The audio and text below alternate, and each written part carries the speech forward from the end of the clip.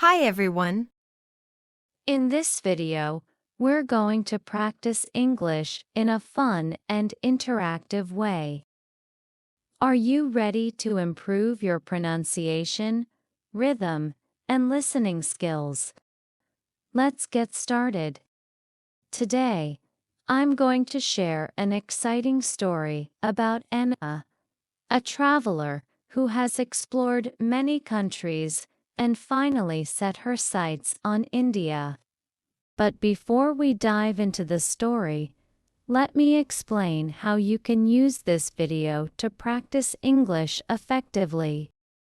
Shadowing is a simple but powerful method for improving your English. Here's how it works. First, you'll listen to me as I read the story. Then, you'll repeat after me, copying my pronunciation, tone, and rhythm. You can also read the text on the screen to help you follow along. Don't worry if it feels a bit challenging at first, it gets easier with practice. Alright, now, it's time to introduce the story. I'll be reading it for you, and you'll see the words on the screen. This way, you can listen and read along at the same time. So let's practice. Anna's journey to India. Anna was an experienced traveler. She had explored the busy streets of Tokyo, walked along the canals of Venice, and admired the ancient ruins of Greece. But among all the places she had visited, one country had always fascinated her: India. The rich culture, the diverse landscapes, and the deep spirituality made it a place she couldn't wait to experience. Before arriving in India, Anna had been enjoying a relaxing vacation in the Maldives. The white sandy beaches, crystal clear waters, and luxurious resorts were breathtaking. But while she loved the paradise of the Maldives, she was excited for a completely different adventure. Her first stop in India, the iconic Taj Mahal. Anna landed in New Delhi, where she immediately felt the energy of the bustling city. The sounds of car horns, street vendors calling out, and the mix of spices in the air were overwhelming but exciting. She had heard that India could be intense for first-time visitors, but she was prepared. She had done her research and received several recommendations on how to stay safe and respect local customs. She had chosen to stay in Agra, close to the Taj Mahal, in a small but charming boutique hotel. Before her trip, she was advised to be mindful of cultural differences. She learned to dress modestly, especially when visiting temples and historical sites, and to always use her right hand when giving or receiving something, as this is considered respectful in Indian culture. The next morning, she woke up early to visit the Taj Mahal, one of the new 7 wonders of the world. As she stood in front of the magnificent white marble structure, she was speechless. The sunrise reflected beautifully on the surface, making it look even more magical.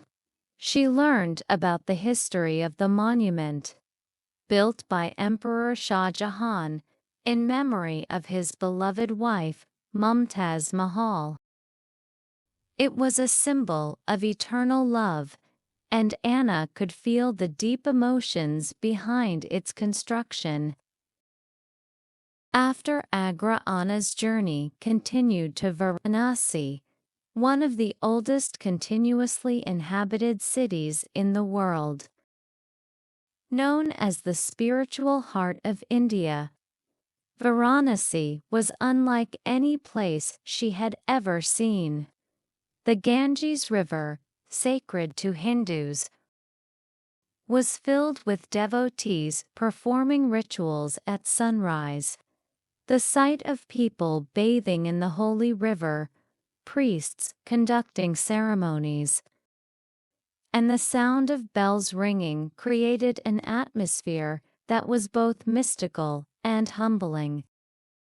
Walking through the narrow streets of Varanasi, she saw countless street markets, where vendors sold everything from vibrant fabrics and jewelry to exotic spices and fresh fruit. The smell of chai tea filled the air, and she decided to try one. It was sweet, spicy, and incredibly comforting. She also tried some famous Indian dishes. Butter chicken with naan bread became one of her favorites. But she had to be careful with the spicy food. Some dishes were much hotter than she expected. Another interesting experience was trying pani puri, a popular street snack. Locals encouraged her to eat it in one bite, and as soon as she did, the explosion of flavors was both surprising and delicious. Getting around the cities was an adventure itself. Anna mostly used auto rickshaws, small three-wheeled vehicles that zigzagged through traffic. The drivers were friendly and loved to chat, often asking, "Where are you from?" and sharing stories about their city. As her trip continued, she visited Jaipur, the Pink City, known for its beautiful palaces and historic forts. She explored the Amber Fort, rode an elephant, and admired the Hawa Mahal, a palace with hundreds of windows built for royal women to observe the streets without being seen. Anna's journey in India was filled with unforgettable experiences. She saw beauty in the grand palaces, felt peace in the sacred temples, and was amazed by the kindness of the people. But she also witnessed the contrasts of India: the poverty, the crowded streets, and the struggle of many. Yet, despite the challenges, the warmth and resilience of the Indian people left a deep impression on her heart.